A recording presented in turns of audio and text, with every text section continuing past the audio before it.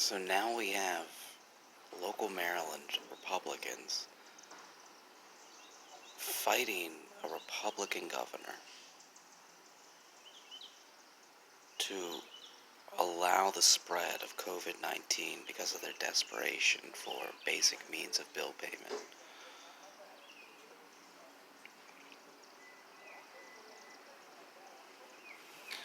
Now I know everyone wants to keep this over-encompassing sort of relapse of, well, let's deny this, let's deny that, let's protest this, let's rebel against that. But if you think about what a close-knit state Maryland is and how easily it can spread, meaning also the federal government, which isn't just DC, it's, like I said, it stretches all the way from DC to Baltimore. Um, and I'm sure plenty of places down south of DC in Virginia. I just know in Maryland how significant the federal buildings exist and all the federal organizations exist in Maryland. Um, Ultimately, you have to think bigger, deeper, more rationally about how this partisan rhetoric on the TV is truly driving this insanity.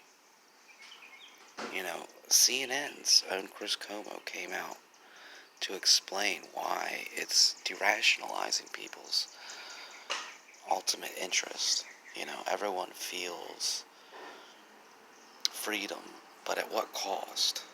You know, if we're going to be free, shouldn't we be doing things which revolutionize the future of our child's freedom? Is that not one of the most Republican values? You know, again, that's really everyone's value. It just comes out in different ways at different times. Because if our generation here and now doesn't have enough necessitative help, how can they help their next generation up? How can they allow our next civilization to exist? I mean, if you look at the evolution of civilization over the last 500 years, we've gained a lot. A lot. From Europe to America to really everywhere, in comparison to what it once was. And I know it sounds unthinkable, but we're looking at a modern society where the majority literally doesn't have to think about work. You know, there's a little island outside of Saudi Arabia, which is so small, yet wields so much profit from oils without major diversification even necessary. Most of their office buildings aren't even filled most commonly during the day. I mean, I'm sure there's people on the streets who have to work a daily routine as clerks and as food producers and as basic everyday, you know, consumer relations peoples. Um, but a mass majority of that small little island's population, which, bizarrely enough, is controlled by the minority Sunnis, or no, I think it's the Shiites are the minority royalty descendants. Uh, the Sunnis just submit to it, even though there's this never-ending complex into which, unless everything is ran by Sunnis, something's not right. Which again brings us to a new level of rationalizing and derationalizing minority-majority ideologies, constructs, and measures when we're built of individuals, of theologies, of institutional variables which see no color, see no class, but create them, bizarrely enough. Science and technology will bring us to a new state under which pandemics are a thing of the past. A large work day, a large work week is a thing of the past.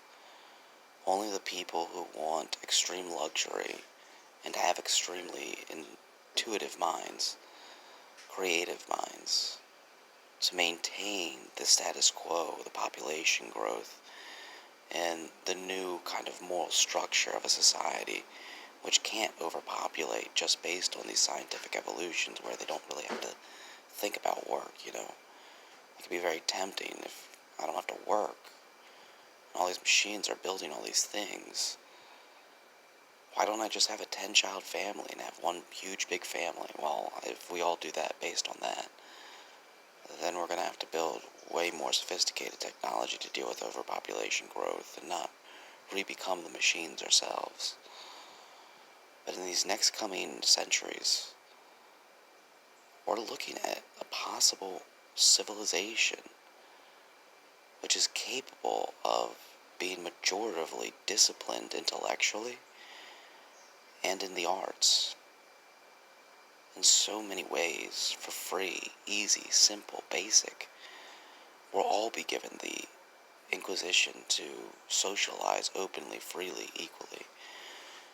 The possibility to spend a life educating themselves in things in diverse arts and different fields, different places, different things, traveling, experiencing all sorts of cultures from all over the world, from a majorative standpoint, which is commonly just of the most luxurious, well-off individuals in the modern day. But that day is coming, most likely, not because of some big prophecy, not because of some big innovation or revolution, simply due to the fact that modern architecture is going to become more permanent.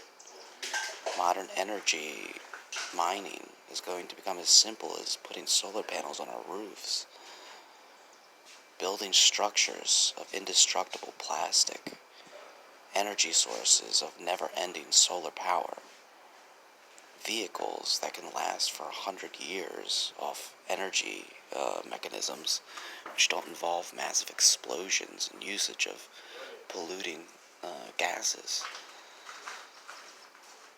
But again, we can't get there if we have people fighting against a small period in time to end a mass, essential pandemic genocide, if you will.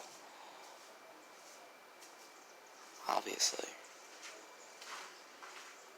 You know, there's a lot of very Trump-toting Republicans in Maryland, even though he only got, I think, 25% of the vote. In a Republican governor-controlled state with federal implications which are massive. And a Republican governor so ballsy, willing to actually stand up to a very violently distorted predisposition to terrorize anyone who questions his beckoning call,